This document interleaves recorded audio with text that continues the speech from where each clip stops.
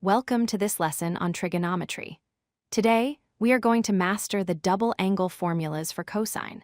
Specifically, we will explore why there are three different versions of the formula for cosine of 2 theta and how to derive each one easily. To begin, we need to look back at a fundamental building block, the sum formula for cosine. Recall that cosine of a plus b equals cosine a times cosine b, minus sine a times sine b. This identity tells us how to expand the cosine of a sum of two angles. But what happens if those two angles are identical? Let's set both angle A and angle B to be the same angle, theta. When we substitute theta into our sum formula, we get cosine of theta plus theta. On the right side, we get cosine theta times cosine theta minus sine theta times sine theta. Simplifying this gives us our first major double angle formula.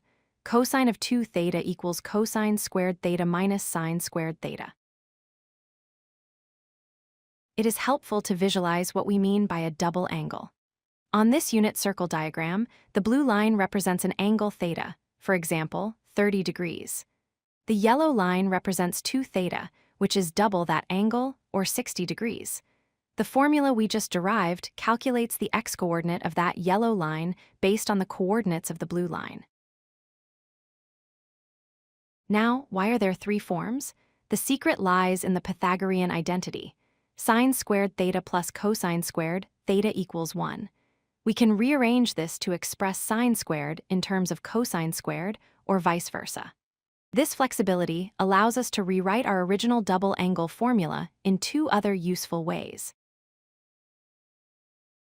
For the second form, let's eliminate the sine term. We replace sine squared theta with 1 minus cosine squared theta. When we distribute the negative sign and combine like terms, we arrive at a new variation. Cosine of 2 theta equals 2 cosine squared theta minus 1. This version is perfect when you only know the value of cosine. For the third form, we do the opposite. We want to eliminate the cosine term. We replace cosine squared theta with 1 minus sine squared theta. After simplifying the expression, we get cosine of 2 theta equals 1 minus 2 sine squared theta. This version is ideal when you are given only the value of sine.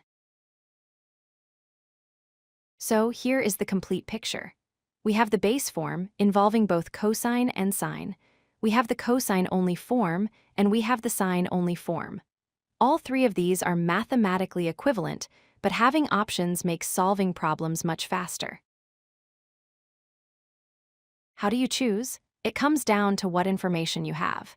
If you know both sine and cosine, use the first form. If you are given only cosine, use the second form to avoid extra work. If you are given only sine, use the third form. Picking the right tool saves you from calculating the missing value unnecessarily.